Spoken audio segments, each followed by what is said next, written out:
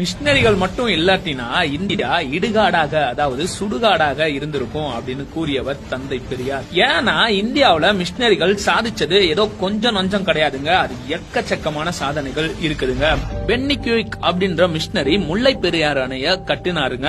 CD stud போன்ற மிஷினரிகள் தேயிலை செடிகளை கொண்டு வந்து தேயிலை தோட்டங்களை உருவாக்குனாங்க.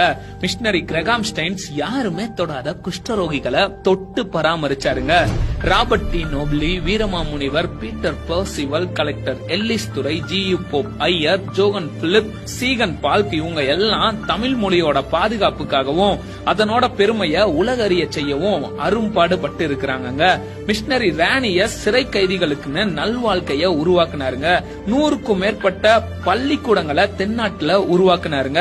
மிஷினரி ராணியஸ் அது மட்டும் இல்லாம ஆசிரியர் பயிற்சி பள்ளிகளையும் உருவாக்குனாருங்க. மிஷினரி ரிங்கல் தோப்பே பெண்கள் மாராப்பு சேலை அணிய இருந்த தடைய நீக்கிறதுக்காக அரும்பாடு பட்டாருங்க.